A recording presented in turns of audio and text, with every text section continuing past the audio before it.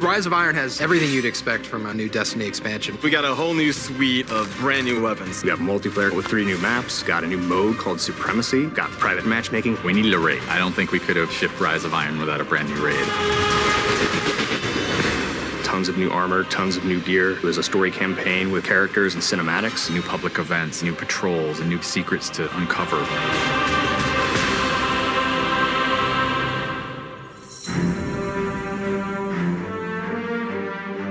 Rise of Iron's about looking at this story that's existed in the Destiny universe, this character, Lord Saladin. I am the lone sentry, and my watch is eternal. It's this journey to understand the past, what happened to these great heroes. The Iron Lords are gone, but our fight is far from over. And through that process, you're saving humanity, you're becoming an Iron Lord yourself, you're getting to wield a giant axe.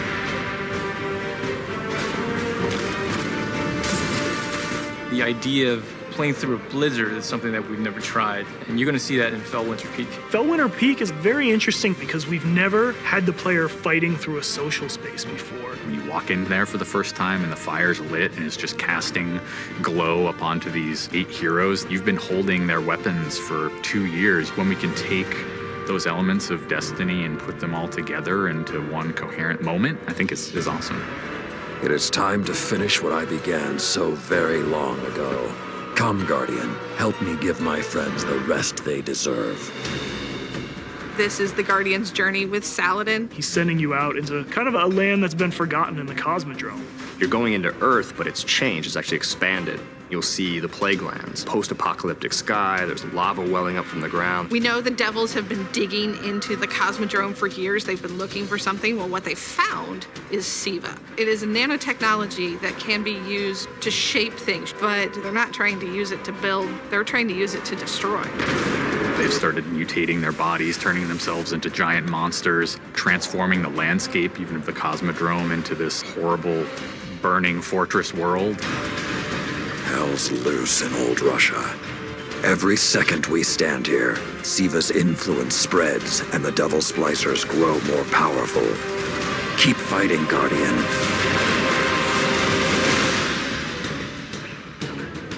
After the campaign finishes, you have patrols that really tell the story of this continued infestation in the land. And we have a new strike that shows just what the Fallen are doing with the SIVA.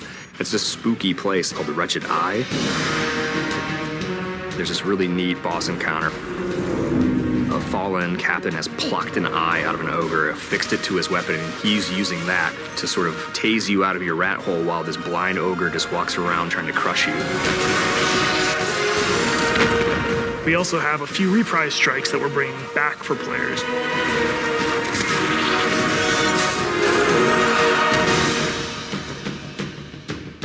We very consciously set out to create a journey. This is arc of claustrophobia, space inside the wall.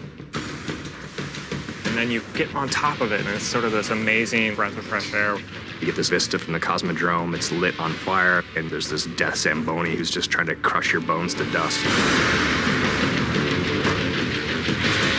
This giant machine with a ball arm, spikes on it. What does it mean in a raid when you got to run? I actually want that tension to exist. There's something really emotionally powerful about going on a journey, reaching to the top of the mountain, and then crashing back down, confined once again. I think players had a lot of fun when they played Court of Oryx on the Dreadnought, and so we wanted to create a similar type of experience in the Plague Lands, give it this different theme. You ready for this?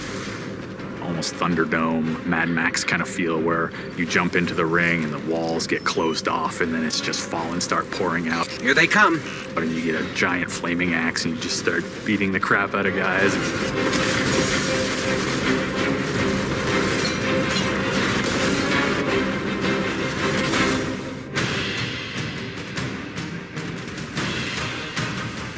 We thought, how can we increase the ways that you express the way you like to play? And what we came up with was putting different talents on the artifacts. The artifacts are these relics of the fallen Iron Lords. So you'll quest to earn one of those, and then your last step of that is taking that artifact to the statue of the fallen Iron Lord, fully empowering that for you to use as a player. whether it's negating all the dot damage in the Crucible, or whether it's infinite sprint, or turning Fallen onto your side. Which is really, really cool, by the way. The artifacts that Tyra offers change every week. So there will always be something new and exciting for players following the campaign.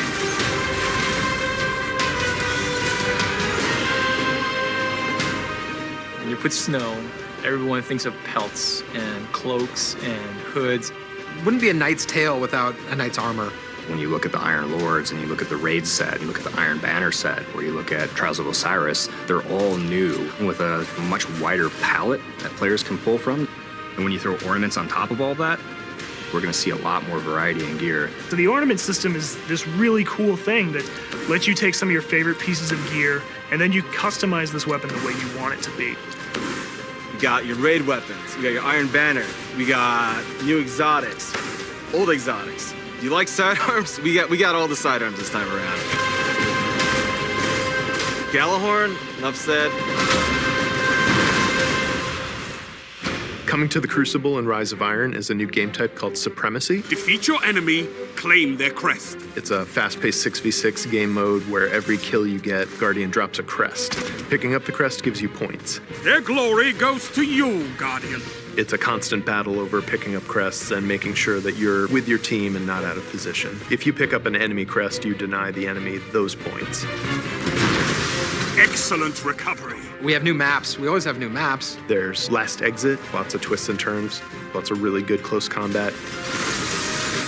Then there's Skyline, a Clovis Bray headquarters building on Mars. It's a symmetrical, large map. The last one is Floating Gardens, which is an open map. One thing we're really excited about in Rise of Iron is the introduction of private matches.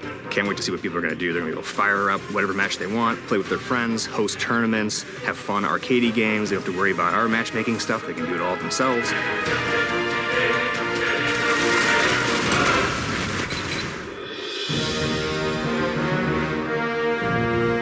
Sometimes when I play and I have headphones on and I'm in that world, I get little chills because it's not just the effects and the amazing graphics, it's the audio that helps reinforce the journey that you're going through. We really want Destiny to feel like it's a natural world that you inhabit, like it's a world that could exist, that does exist. The score is incredibly strong, and the work that the audio team has done on this game, it lights you up. It becomes something bigger than just a mountain and just a fight. It becomes an experience, and you hopefully get lost in it. That sense of fun, that sense of adventure, that sense of the unknown, I want to see that translate to our fans and our players. When you see your character at the end of the campaign, I really, really hope that you feel triumphant and proud, like, wow, I'm becoming an Iron Lord.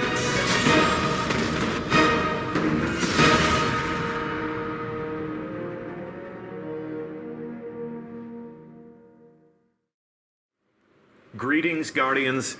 Welcome to the show, and welcome to our own little corner of Gamescom. We're coming to you live from Germany. I'm Deej from Bungie, and I will be the host of this live stream in which we reveal new details about Destiny, Rise of Iron. Or, as they say around these parts, Das Erwachen der Eisernen Lords. I'll get my score from Fuzzle after the show as to whether I pronounced that properly or not. So I hope you enjoyed the new Vidoc. Lots of details for any player of Destiny. Strikes, raids, a new story, rituals, and of course Crucible. Yes. Private matches. Yes, private matches. So we're going to play that Vidoc again at the end of the show. I know you want to see it again. I pick a new detail out of it every single time I watch it. A huge shout out to Jim McQuillan and the entire Fish Tank team at Bungie for putting together the perfect opening for our multimedia festivities here. So we're going to play that again at the end of the show. We're going to upload it to YouTube so that you can watch it, screenshot it, watch it again. But don't scurry off to do that just yet.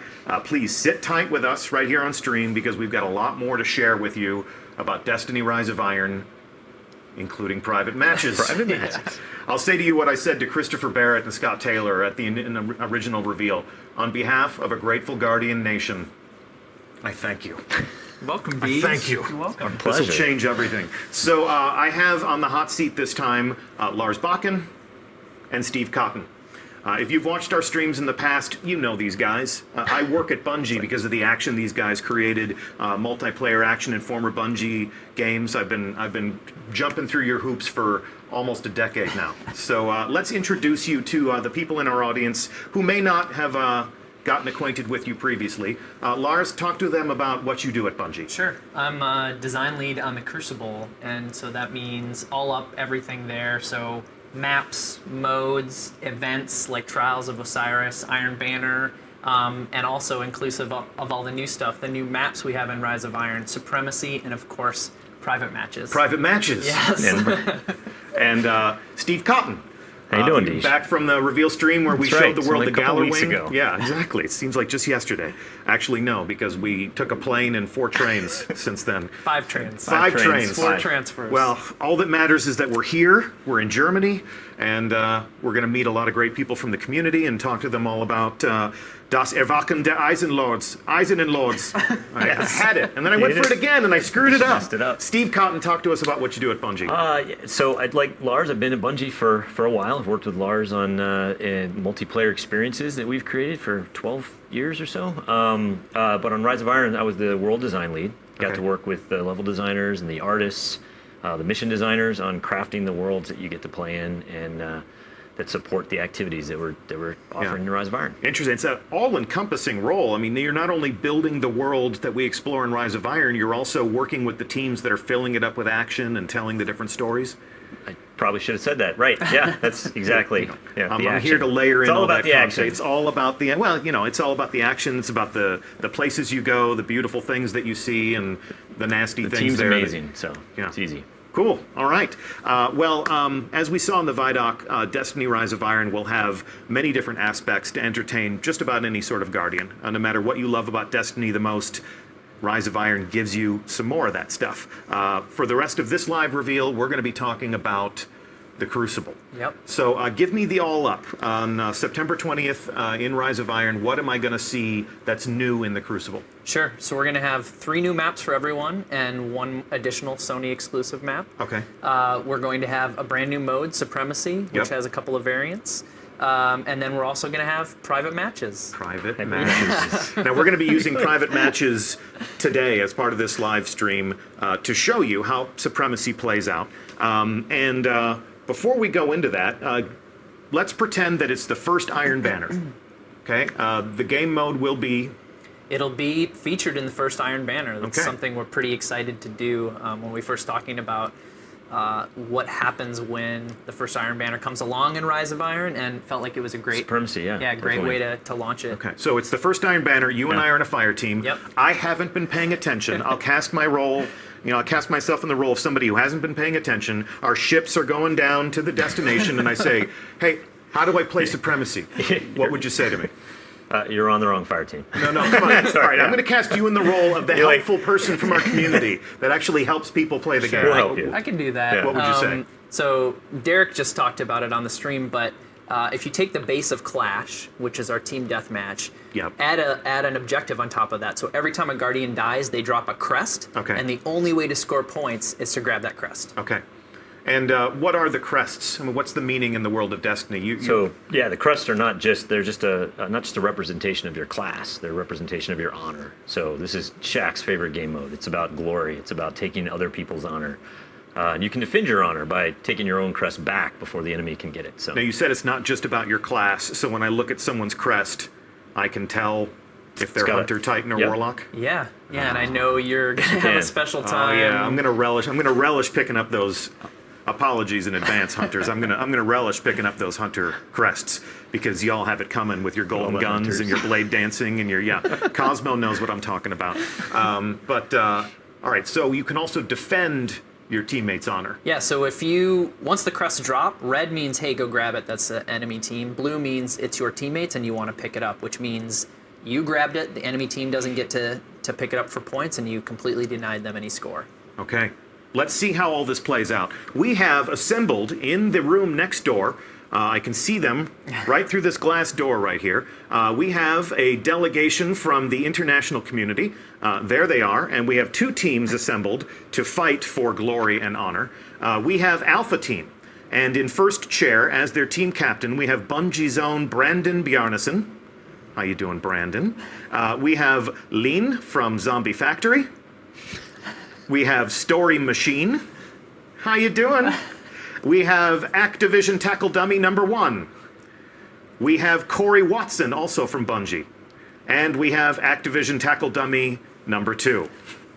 Now, moving over to the other side of the wall, we have Bravo Team. In the first chair, team captain Dave Petty from Bungie will lead them to glory if they are so able. We have Fuzzle from Destiny Reddit.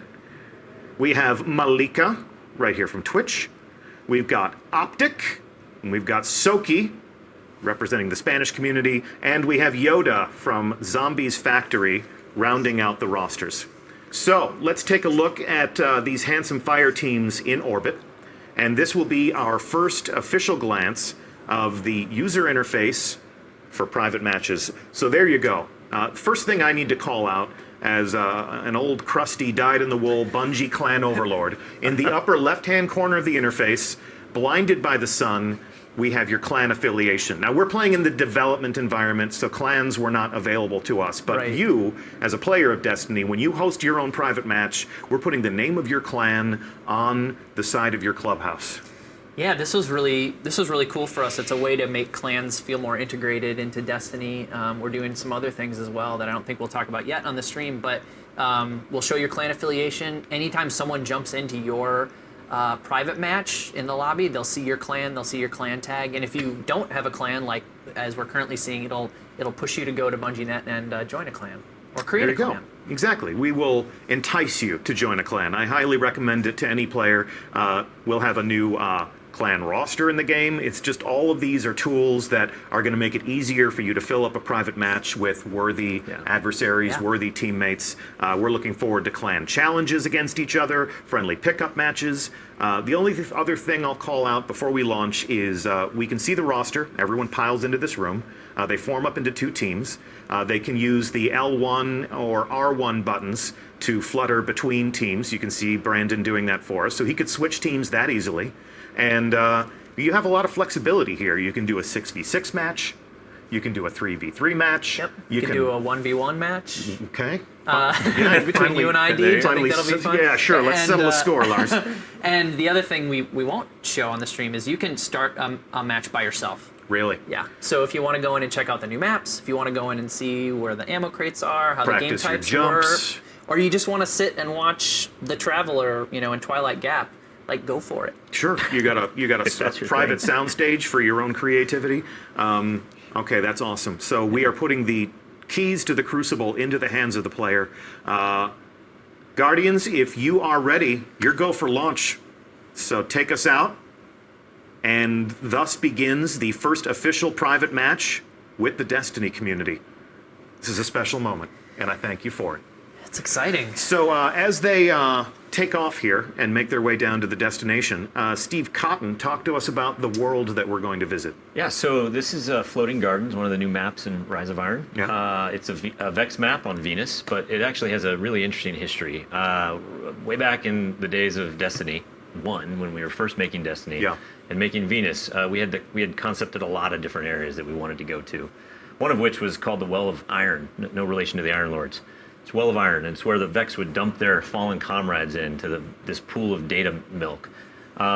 Anyway, the level designer Mike Vilterman was inspired by that idea, and what you'll see in this map is a lot of those elements. You'll see the data milk stream, you'll see the dead Vex bodies in the middle. Ceremonial statues that are reminiscent of the original Destiny adventure. It's a gorgeous map. So, and here they go, planting the flag,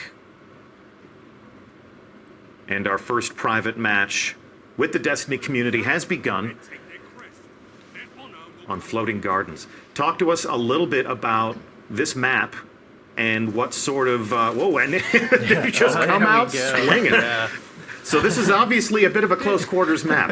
There's not a lot of room to get away from your opponent, so we're going to see a lot of action on this one. Brandon got really excited. Like he hasn't had competition like this yet, so this will be interesting. It's okay, Brandon. Calm down. You can do it. Yeah, tactically, this map is a symmetrical map. So those teams started on equal sides. It's a lot like Pantheon. It's a little smaller. It's a little bit bent. It's what we call in-house a 3-lane map, where we give teams 3 equal choices at the well, not equal, but 3 choices at the beginning that converge sort of closer to the middle. And what you'll find here is that in something like Control, this kind of map, you put the center control point is in the middle, and you usually fight over that in some way. But with Supremacy, you just drop. He just dropped a crest. Traded, yeah. Nice. Traded and both dropped. Yeah, in Supremacy, it's more about getting to places that you know to be tactically advantageous, and places where you can not only kill the other team, but put you in a good spot to collect their crest, like he's doing here. Just collected a crest. Yeah. So collecting crests is the only way to score a point in Supremacy. You're really putting the emphasis on teamwork here. Yeah, and it does this really interesting thing in the same way that Clash did before it, where it takes the action to different places on the map than, say, like a Control game, where normally you're fighting over control points. In Supremacy, you're fighting over the locations of where players died. So it automatically makes different parts of the map become the most concentrated at any given time. So you're constantly moving around the map. And it also has teams clump up together a little bit more. So you'll see some natural teamwork happening just due to the fact that the only way to score points is to grab those crests. And we see somebody making a sacrifice there, grabbing a crest. And sometimes that's the right thing to do, and sometimes it's not. But like you have to make that call in the moment. I'm going to call out here on the user interface. We can see where the crests are. So if you make a kill, you fail to pick up that crest. When you respawn, you'll know exactly where you left it. Yeah. Yeah. So each kill is worth how many points? A collected crest will be worth 2 points, and we break it up that way because we want to give the person who got the kill some credit, and also the person who picked it up. So if you get a kill and pick up the crest, you're going to get both points. 2 points. Yeah.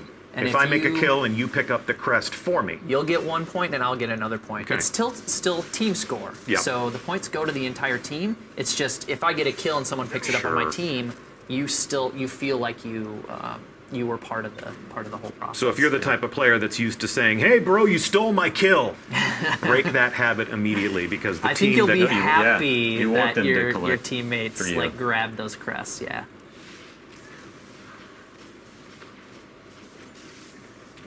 Boom. There we go. So like a nice close quarters kill is nice, because if you use a shotgun or if you use something like Fist of Havoc, your downed crest is going to be right in front of you. Snipers are going to have a harder time with this. They're definitely going to need to collaborate with their teammates to do that collection work. Yeah, you can't just sit on one side of the map or down a lane, snipe away, and then expect to be super effective. If you don't have someone that is collecting those crests on your team, then you're effectively just wasting sniper bullets.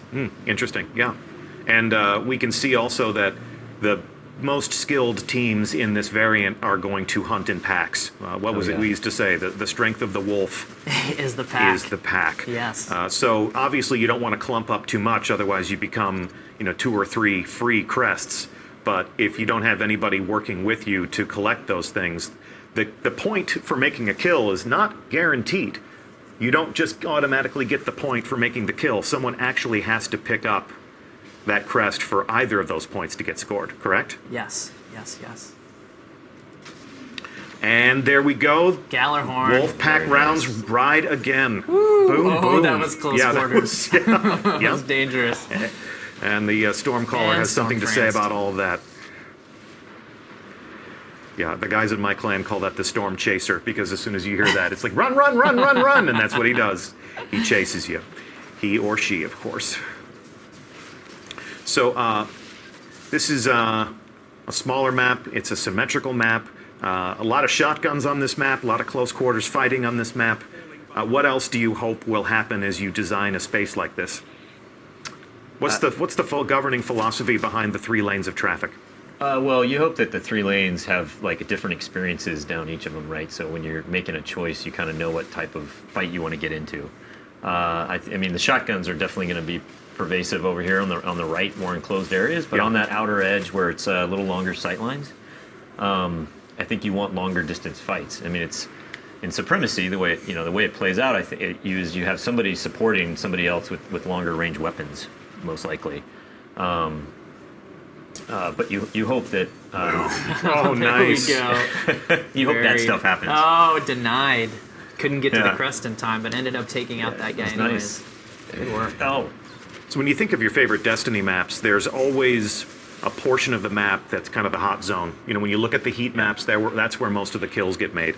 Where do you think is going to be the sweet spot for a team to control here on Floating Gardens? On Floating Gardens, I mean, the 50-yard line's pretty popular, right? I mean, and where's that? That is right down. It's easy to figure out once you see it, but it's this Vex data milk river right down the middle of this map. So, and then there's a couple of different interesting spaces along that axis.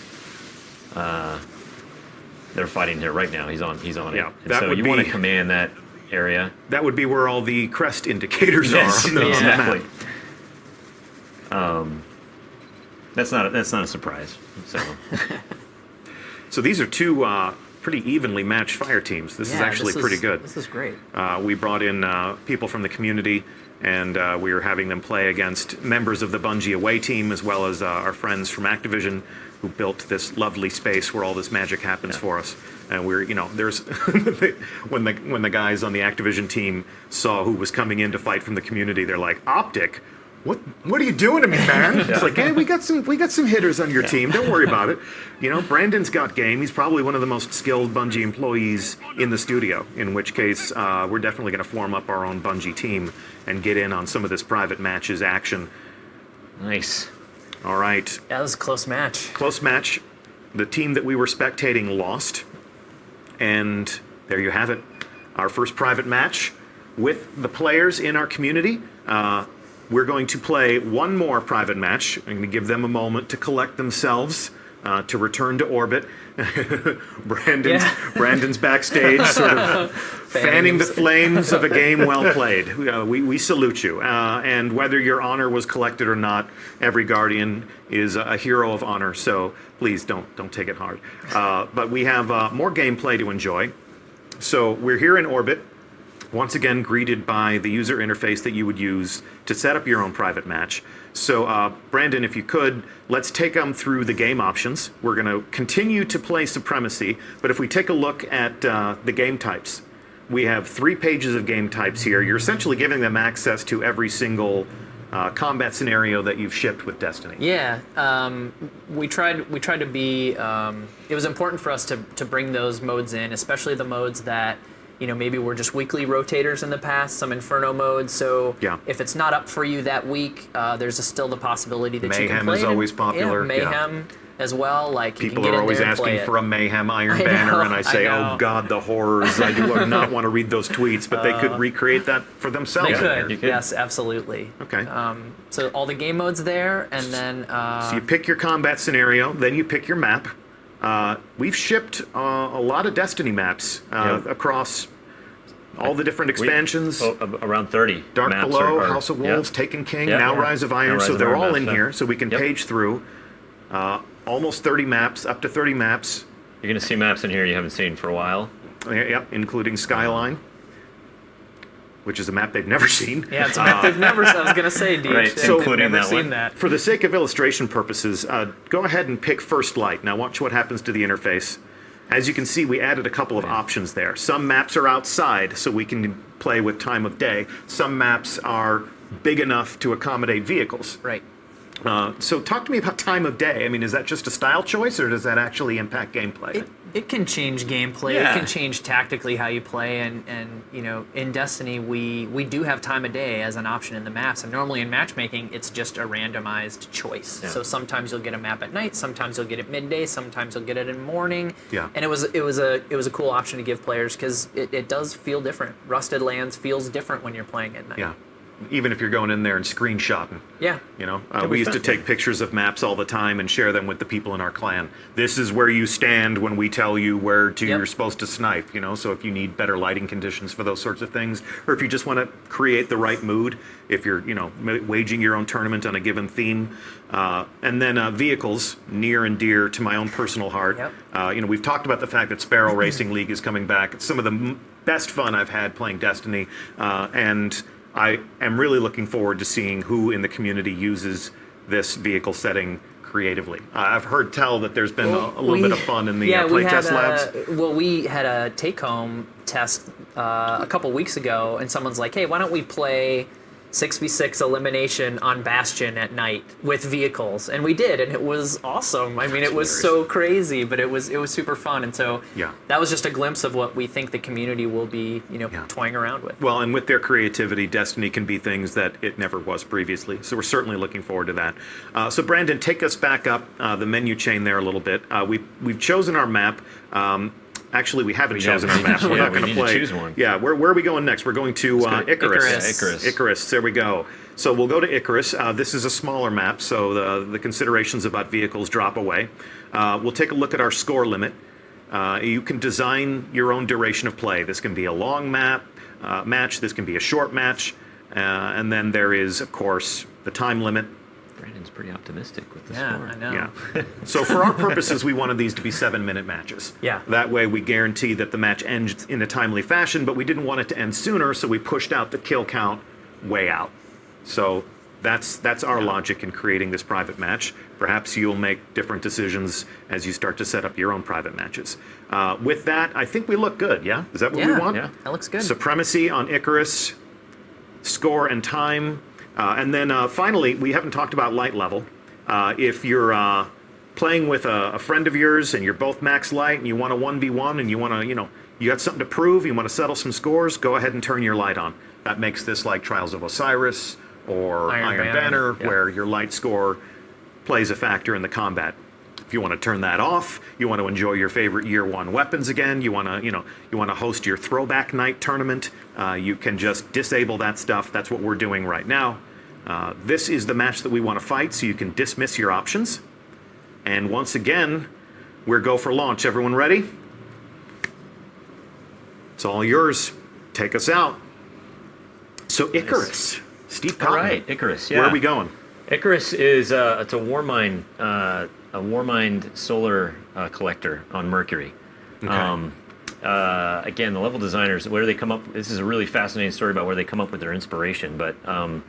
They were fascinated by a real-world technology, these power towers, these heliostat sort of thermal like collectors that exist on Earth. They heat molten salt up to like 1,500 degrees. It's crazy. So, what better place to collect solar energy than Mercury? And it's certainly closer. Yeah, it's a little. It's probably. Yep. But they and they put it in a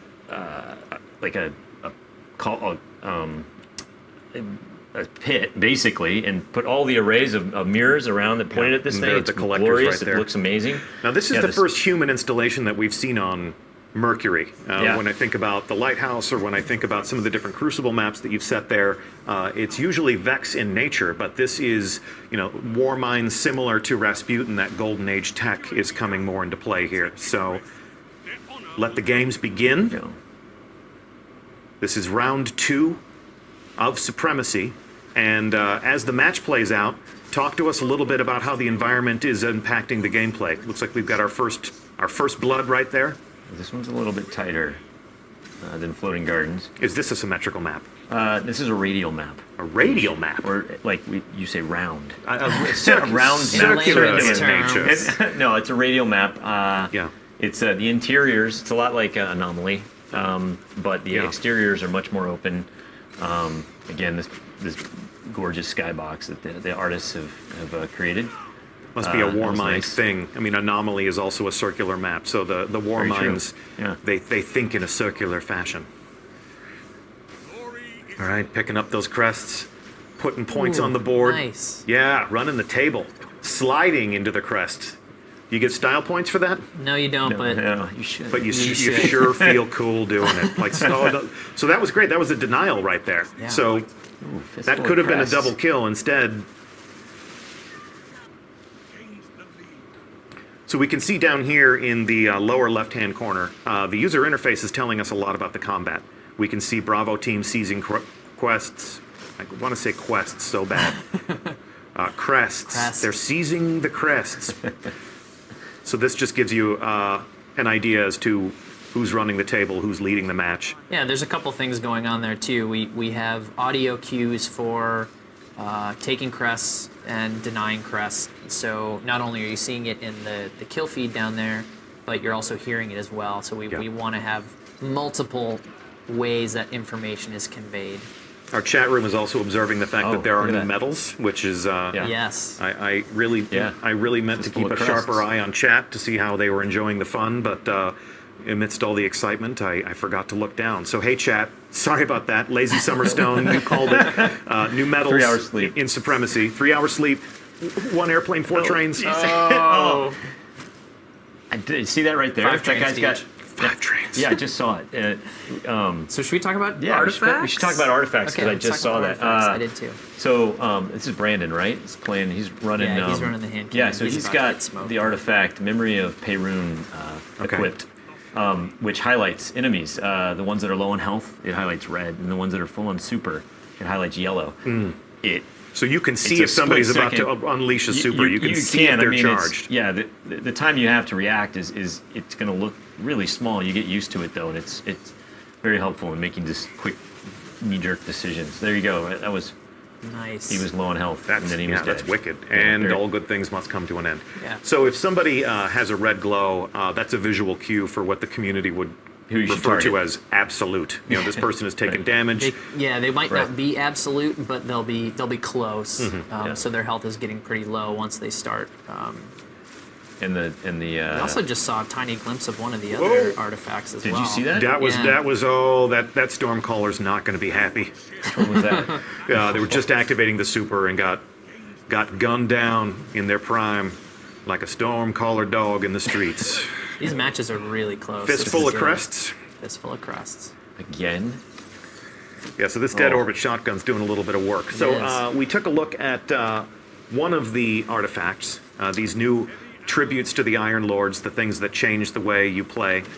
Let's take a look at Dave Petty's viewpoint and see which artifact he's using. Right. So he's got Memory of Galeon, so which enhances your tracker. Okay. Basically gives you third eye on your primary, so it stays up all the time, and also gives you more granularity in the pie wedges, so you have more accuracy. Okay. It'll give you extra information wait too, for like ammo locations. And you can see all the ammo and the objectives show up.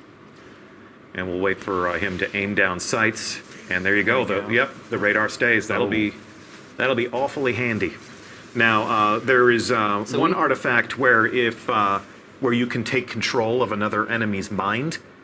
Do we enable that in the Crucible? Can I? That would be fun, but no. Can I take control No. of the brain of somebody who's elsewhere on the internet and like No. ask them to go out and buy me Just snacks AI. and stuff? Just AI. All right. Well, I want you guys to keep working on that technology. We though. saw something briefly though, like a few seconds ago before you started asking about that, where the crests actually have physical properties in the world. Look at there. Look at there. So, Rolling yeah, down when the you watch stairs. it, that was Look at like that. That was on on cue. cue. Wow. They're So so yeah, cooperative. when they get killed, they move around. They you can fire Yeah. a rocket near it, a grenade. Like you'll see it move downstairs, ramps, and it's not a lot. It's pretty Yeah. light, and we worked on it for a long time to make sure it didn't affect it so much as to be annoying. But it's there, and it adds an extra layer of interest to the game. That really does. So Lars, Stormborn52 just tuned into the stream, and he wants to know if Rise of Iron has private matches. Do you have an official comment on that? Look at your screen. Stormborn, I'm happy to say that yes. Private matches confirmed. We're actually There you playing go. one right now. It does say private test build up in the corner. That's just, that's our development environment. But private matches are confirmed in Destiny. Choose your combat mode. Choose your map. Choose your time of day. Choose whether or not you want vehicles. And right now they're enjoying a little bit of Supremacy, which is our brand new game mode, which is why you see this combatant picking up those crests. You left a hunter crest right there on the ground. And someone just took a. Oh well. Sorry, Deej. These games are close. Yeah, these are some nail biters. These are some close matches. That's exactly what we want. It's good. And all we're fighting Look at for that. today is a little bit of honor, a little bit of bragging rights, a little bit of stream hype, perhaps. Nice. So when you collect a blue crest is friendly quest. You've sort of used Yes. the GI Joe laser color palette Yeah, here. well, we wanted to go simple. Yeah. And when you grab a blue one, you're actually denying the enemy team points. So it is Depriving the enemy. basically the simple thing to do. Remember in this mode is if you see a crest, grab it. Sure, right. Yeah. No matter the color. and then you gave us different colors for the crests so we could at least understand how the battle is progressing. Correct. Unlike those grenades where you never know if you're going to run through an enemy fog or a friendly fog. Look at that super showdown, and the hammers win. You got a few more hammers. There you go. You have redeemed yourself. Your team has won. Good games to all. Good games to all. Thanks so much to our community combatants for putting on a good show today. The first 2 private matches in the history of our community have played out, and exciting. We've got nothing else to play. We're going to save the other 2 maps. We're going to hold those in reserve. Actually, I believe our friends at Game Informer played on the other 2 maps. And they've been kind enough to hold those cards close to the vest, and they're going to kick off what I understand to be a week of Crucible coverage after this stream. So if you want to know more about Supremacy, if you want to see the other 2 maps, and behold their beauty and the new geometry, keep an eye on Game Informer. Apparently, they're going to let slip with those details all week long. So let's summarize what we have learned, or rather what we have taught and what they have learned about the Crucible. When Rise of Iron comes out, I get how many maps? Everyone gets 3 maps, and there's a Sony exclusive as well. Supremacy is exclusive to Rise of Iron. Yes. Okay. It's a new mode that you're shipping with this new adventure. Yep. So if you want to play Supremacy, get yourself some Rise of Iron. However, if you want to enjoy a private match, who can play in private matches? Anyone that has a PS4 or Xbox One version of Destiny has access to private matches. So I got a Destiny 1 disc. I played it for a few months. I took a walk to play some other games, or I fell off, the radar of the community. I'm watching this stream right now, or maybe a buddy of mine says, hey, remember that thing you always said you wanted to do? They put it in now. So I can take my Destiny 1 disc, plug it into my PS4 or my Xbox One, download a whole bunch of updates. Yes. We've been busy. We've been busy in their absence. Been busy. And you can enjoy private matches with all your friends. That's correct. You're probably going to ask them to turn light off, though, because you're not going to have. You're going to have all year one. Yeah, they might want to do that if they don't have a. You're going to have year one armor and weapons. You're like, guys, can we play without light? Sure, we can. Okay, so we know the community is going to do amazing things with this new feature set. We're going to be watching. We're going to be learning from you, as we always do. This was one of the most frequently requested features. So I couldn't be more thrilled that you've taken it and put it into the game. And this was part of the Rise of Iron development cycle. Rise of Iron heralds the arrival of this new feature, but we're going to make it available to all players on current generation PS4, Xbox One.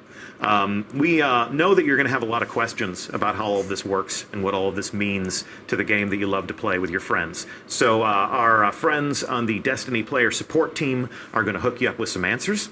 If you make your way to Bungie.net, there will be some support articles that are going live with a brand new blog article, essentially talking about private matches and the new game options that you can use to structure your own engagements. Some of the different clan features that are going live with Destiny Rise of Iron. Looking forward to that. Yeah, it's gonna be great. Forward to the tribal warfare that's going to open up between our players, hardcore communities. Looking forward to showdowns between Invigorate and Rezo and just like the whole thing. It's going to be awesome. And then, of course, if you want to plan and manage your own Destiny tournament, we have just some guidelines, basic rules and regulations for how all that can go down so that everybody in the community can have some good, safe interactions with each other and that expectations are properly set there. So that's one thing to go check out after the stream. We are now going to go into quiz show mode, so that we can summarize. You're on the hot seat for a reason. Putting us on the spot. Yep. So we are going to be in this studio for the rest of the week. We're going to be talking about Rise of Iron. We're going to be playing the new strike. What's the name of the new strike? The Wretched Eye. The Wretched Eye. That is absolutely That's the first correct. quiz? That's the first question. Good job. You nailed that. You need like a ding or something. Yep. So we're going to be on this couch. Go to Bungie.net to see the full schedule of all the international streamers that are going to come in here. Different personalities, different languages, different points of origin. It's going to be awesome. We're going to meet a lot of people who love and play this game and lead the community in their own right. Next question. When does Rise of Iron launch? Is that for me or him? I think you should take this one. Just buzz in. Oh, I just buzz? That's a great question, Deej. I'm glad you asked. Well, there you go. September 20th. All right. So that's a Tuesday, Tuesday. September 20th is when we all invade the Plague Lands for the first time, and then there will be the raid. Brand new raid. When does the brand new raid launch, Lars? Friday the 23rd. Bonus question, what's it called? Wrath of the Machine? There you go. You guys are I on did fire. it! It's almost as if you guys made this game. Tiebreaker. Okay, No, all right. Tiebreaker. Actually, there is no tiebreaker. That's the end of it. But if you're watching this and if you've missed out on one of the adventures to Destiny that we've released to date, and you want to play some catch-up, we have some different ways for you to do that. You may have seen a trailer for Destiny: The Collection. That's your catch-up bundle. It's all of the adventures that we have ever released in Destiny to date, including Rise of Iron, everything up to that point, Destiny, Dark Below, House of Wolves, Taken King, and Rise of Iron. If you're looking forward to investing deeply in the private matches, it's good to get all those maps into your inventory, or perhaps you just want to play and catch up and see what we've been up to while you've been away. If you don't want to play catch up, but you feel like your Guardian isn't combat ready, there's going to be a character boost so that you are ready for action, ready to run into the Plague Lands as soon as Lord Saladin says go. What else do we have? We have, as part of the Destiny The Collection, we have a digital upgrade path. So if you are one of our friends on a legacy console, mean to say a PS3 or an Xbox 360, if you own the Taken King on that system and you get yourself a shiny new PS4 or Xbox One, open up the digital marketplace on your new console, go to the PSN store, go to the Xbox Live Marketplace, you'll be able to buy Destiny The Collection at a discount. It'll detect that you have the Taken King, and it'll allow you to pick it up for $40. So we hope that makes it a little bit easier for you to continue your adventure with us. Wouldn't be the same without you. And this game is nothing without its community. I'm sure you agree. Agreed. Because you do great things for them. You do great things for them, fellas. So again, that's not all that we have planned. We put so much effort into building this lovely set, so we're going to get a lot of mileage out of it. There are going to be other people to come here and hang out with us. Looking forward to a lot of people from the community to come and tell us in their own words what they think of the Wretched Eye Strike and who knows what else. Thanks for watching. Thank you, gentlemen, for taking 5 trains to be with us here in Cologne and to show us everything that you've been working on. Thank you to our guest community combatants in the next room. You guys were awesome. And we thank you for watching. I already said that, but I'll say it again. So this is the end of our stream. It's time to fan out onto the internet and get yourself some more details. You can watch that Vidoc on YouTube. We're about to play it for you again right here. You can check out what Game Informer is saying about the Crucible, and it may well be that one of your favorite YouTubers was invited to our studio a couple of weeks ago to play these things for themselves. So their embargo should be lifting soon, but just check it out. If you follow the right people on Twitter, you'll see a lot of links to new information. I am Deej from Bungie. This has been Lars Bakken. Hello. This is still Steve Cotton. And it's been our pleasure to host you on stream. Stay tuned to our channel all week long, and very soon we'll see you atop Fellwinter Peak. Thank you for watching.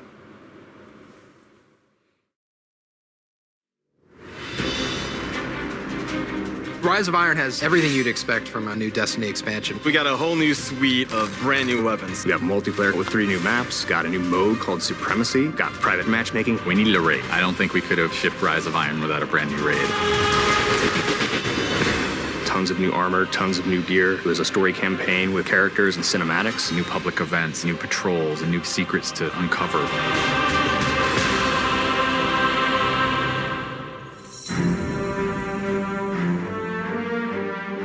Rise of Iron's about looking at this story that's existed in the Destiny universe, this character, Lord Saladin. I am the lone sentry, and my watch is eternal. It's this journey to understand the past, what happened to these great heroes. The Iron Lords are gone, but our fight is far from over. And through that process, you're saving humanity, you're becoming an Iron Lord yourself, you're getting to wield a giant axe.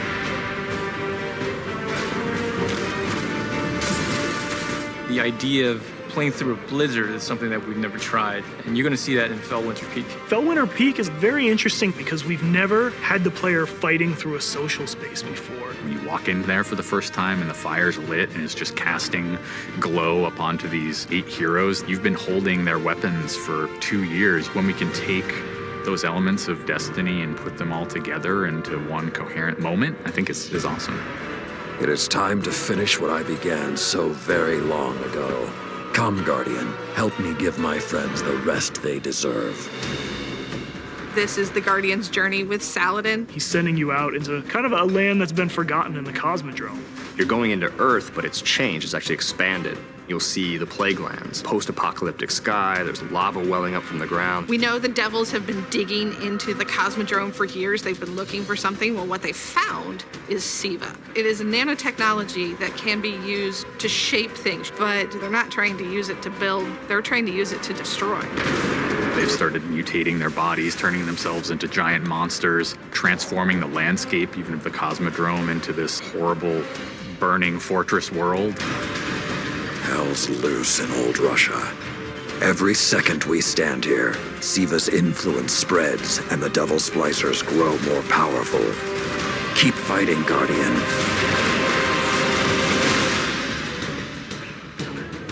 After the campaign finishes, you have patrols that really tell the story of this continued infestation in the land. And we have a new strike that shows just what the Fallen are doing with the SIVA. It's this spooky place called the Wretched Eye. There's this really neat boss encounter. A fallen captain has plucked an eye out of an ogre, affixed it to his weapon, and he's using that to sort of tase you out of your rat hole while this blind ogre just walks around trying to crush you. We also have a few reprise strikes that we're bringing back for players.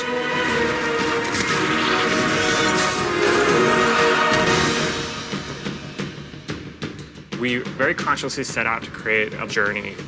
This is arc of claustrophobia, space inside the wall. And then you get on top of it, and it's sort of this amazing breath of fresh air. You get this vista from the Cosmodrome, it's lit on fire, and there's this death Zamboni who's just trying to crush your bones to dust. This giant machine with a ball arm, spikes on it. What does it mean in a raid when you've got to run? I actually want that tension to exist. There's something really emotionally powerful about going on a journey, reaching to the top of the mountain and then crashing back down, confined once again. I think players had a lot of fun when they played Court of Oryx on the Dreadnought, and so we wanted to create a similar type of experience in the Plague Lands, give it this different theme. You ready for this? Almost Thunderdome, Mad Max kind of feel where you jump into the ring and the walls get closed off and then it's just Fallen start pouring out. Here they come. And you get a giant flaming axe and you just start beating the crap out of guys.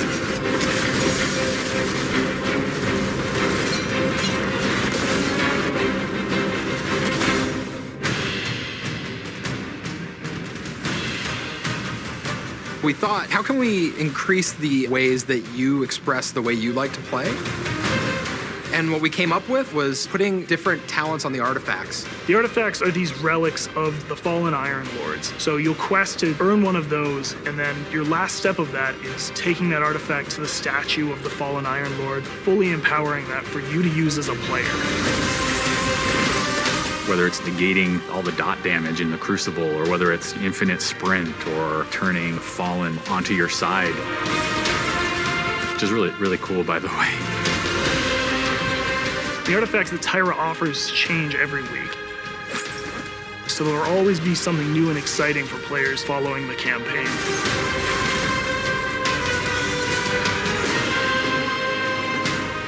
When you put snow, everyone thinks of pelts and cloaks and hoods.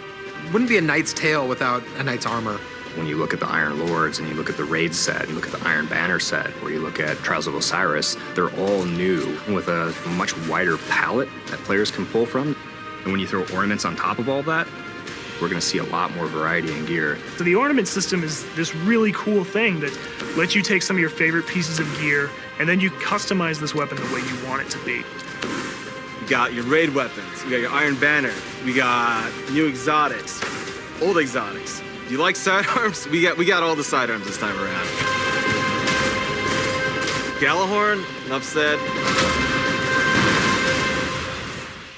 Coming to the Crucible and Rise of Iron is a new game type called Supremacy. Defeat your enemy, claim their crest. It's a fast-paced 6v6 game mode where every kill you get, Guardian drops a crest. Picking up the crest gives you points. Their glory goes to you, Guardian. It's a constant battle over picking up crests and making sure that you're with your team and not out of position. If you pick up an enemy crest, you deny the enemy those points. Excellent recovery. We have new maps. We always have new maps. There's Last Exit, lots of twists and turns, lots of really good close combat. Then there's Skyline, a Clovis Bray headquarters building on Mars. It's a symmetrical, large map. The last one is Floating Gardens, which is an open map.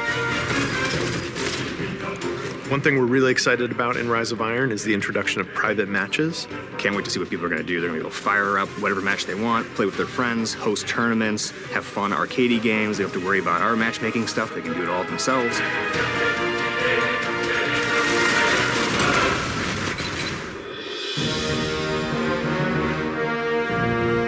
Sometimes when I play and I have headphones on and I'm in that world, I get little chills because it's not just the effects and the amazing graphics, it's the audio that helps reinforce the journey that you're going through. We really want Destiny to feel like it's a natural world that you inhabit, like it's a world that could exist, that does exist. The score is incredibly strong, and the work that the audio team has done on this game, it lights you up. It becomes something bigger than just a mountain and just a fight. It becomes an experience, and you hopefully get lost in it.